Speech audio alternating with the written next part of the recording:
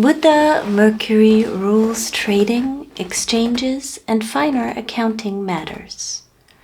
Michael Saylor, founder of MicroStrategy, has quickly taken up a more favorable view of Ethereum in light of the new spot Ether ETF approvals.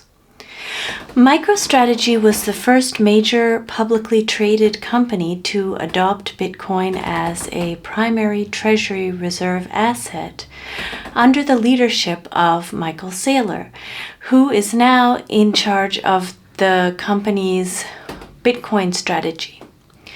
Up until the spot ETF approvals, he was heavily, emphatically, and publicly critical of Ethereum, saying that it, like any other cryptocurrency, was akin to an unregistered security, in contrast to Bitcoin, which was a commodity.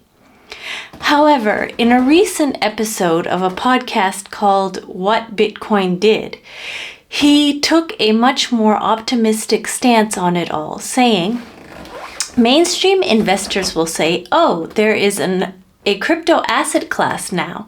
Maybe we'll allocate 5% or 10% to the crypto asset class, but Bitcoin will be 60% or 70% of that, referring to the new landscape that has emerged with the ETH spot ETF approvals.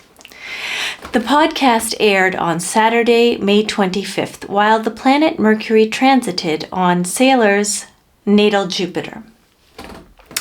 Michael Saylor's natal Mercury is in a very by-the-books nakshatra called Uttarashadha. It is related to institutions and the banking sector, and it typically gives great success as long as a person does things in line with ethics or by the books.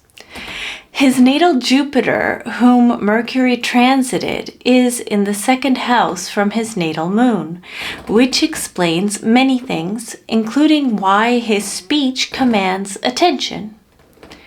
So, on Monday, July 1st, coming up, Mars will be transiting with Moon on Saylor's natal Jupiter.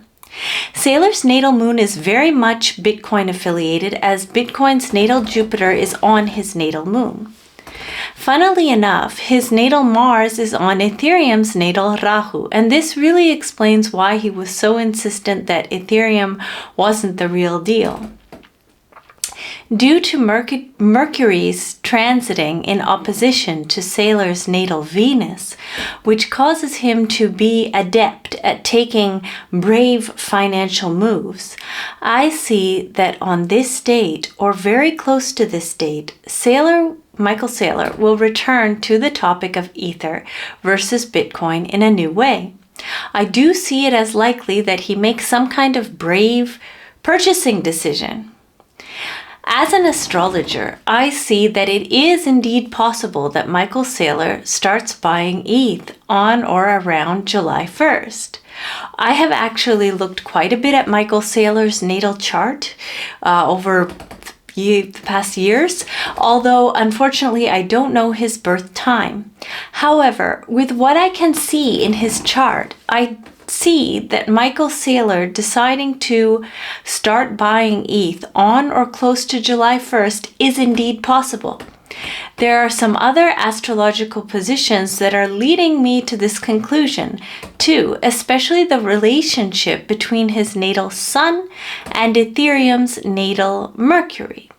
So it's funny because I didn't even think I would put this up as an article on the site, and I didn't even know if this would be something worthwhile telling you about, but I wanted to stay consistent and put out a Mercury Crypto podcast. And then when I started looking into this, actually it could be very significant. So yeah, this will be very interesting to follow and take a look at. Actually, this is just like another thing just off the top of my head when I was just researching this. Like the day before he went on that podcast, he tweeted, there is no second best with the Bitcoin symbol as the B in best. And I just thought of how like he was initially very much opposed to Bitcoin, supposedly, Like he tweeted that. So a long time ago, I'm saying, before he became very much for Bitcoin.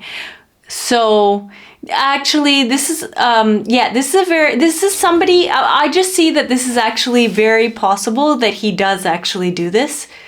And he wouldn't have if it wasn't for this, it now being kind of legitimized, because people who have this nakshatra well functioning like him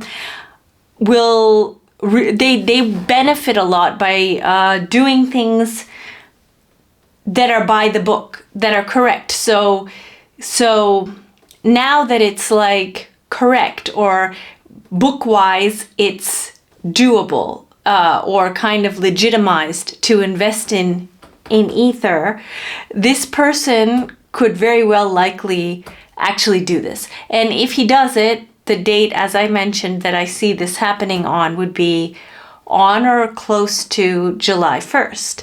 So let's see. This is very interesting, actually. This was the Mercury Crypto Podcast.